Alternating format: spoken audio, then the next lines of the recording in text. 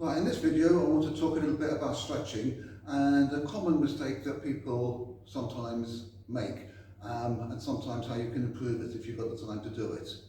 The first thing I would say when you're stretching is take time to properly warm up first. Do some aerobic exercise, some jogging on the spot or jumping jacks, whatever. The stretching is not the warm-up. Warm your body up first, get the blood pumping around, get the joints lubricated, and then do the stretching. Now, one of the common mistakes people make is that they bounce when they're stretching. Okay, sometimes you see people, for example, if they're doing this one, they're like that kind of thing. Now, the body has got built-in mechanisms to stop the body from damaging itself. So if the body thinks it might be torn, as you go down, the body will tighten up the muscles to stop them tearing. And of course, that tightening stops you from stretching. So we want to overcome that tightening up mechanism. And one of the ways we can do this is basically by taking out the time and relaxing. So if I do the same stretch, okay, I'll maybe kind of go down to here, go down to just about my limit so I can feel it pulling, and just relax. Now, sometimes when people get to here, they're like, no, trying to force it, they're struggling with it. Just relax. Breathe normally, breathe as easily as you can. Hold it for about 30 seconds to a minute, and then try and do it again. So try and go a little bit further. Okay, now after the first minute, if your body hasn't damaged itself, those mechanisms in the body that protect it, those mechanisms will realise, oh, I've not been damaged yet, what the body is doing is not damaging me, so I'll allow it to go a little bit further. So if you wait about another minute or so, 30 seconds to a minute, then try and stretch again and go a little bit further. Okay, and you can do this about, I would suggest about 3-4 times. Just hold it there, relax, let the body get used to being in that position, and then take it a little bit further. Okay, I've done this quickly without waiting all the 4 minutes, because obviously it would be a very boring video if I made you wait a minute while I'm relaxing in that stretch. So I've done that a little bit quicker than I'd normally do it. But that's the feel. Relax. Let your body realise that it's not being damaged, and then the body will let you go a little bit further. Okay? Also, while you're doing these stretches, don't put your head down. Conventionally, they normally say, put your head down. Don't put your head down, put your chest down. Your back is supposed to be straight. Keep it straight while you're stretching, okay? Don't go into this C shape, okay? It's bad for your back. Keep it in its natural shape, go down, keep your head up.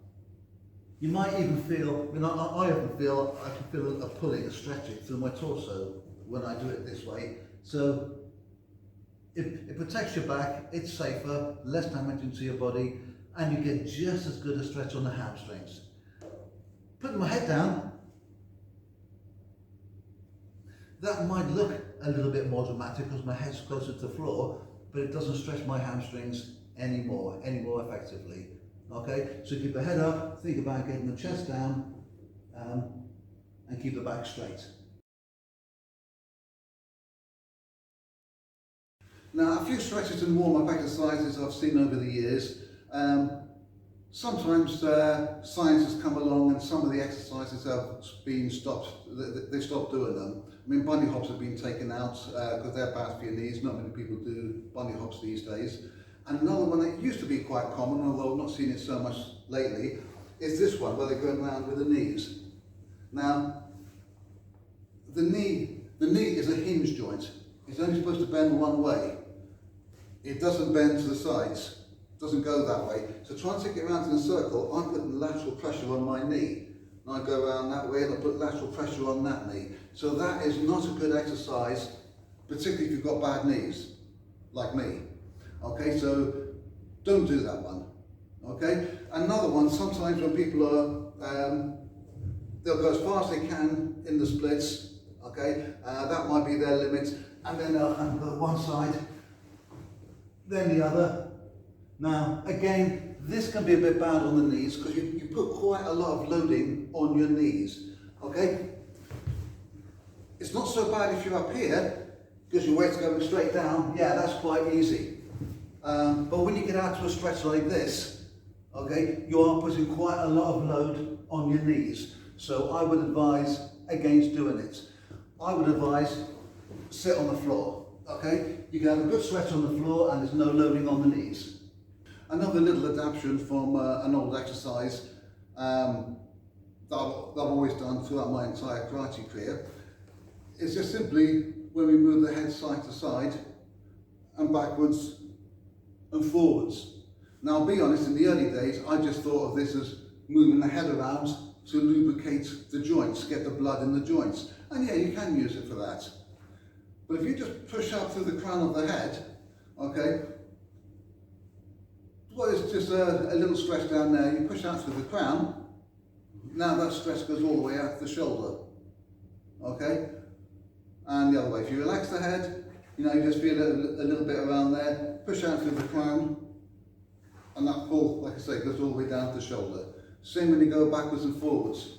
If I push up through the crown, as I go forward, I can feel that down my back. As I go back, I can feel that down to my chest. Okay, so don't just kind of like keep your head there, side to side, backwards, forwards.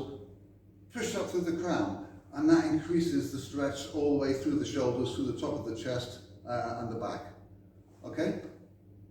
So if you've enjoyed this video, if you found it useful, please leave me a comment or leave me a like. It all helps with the YouTube algorithm. And if you've got any friends that train, share it with them. Thank you.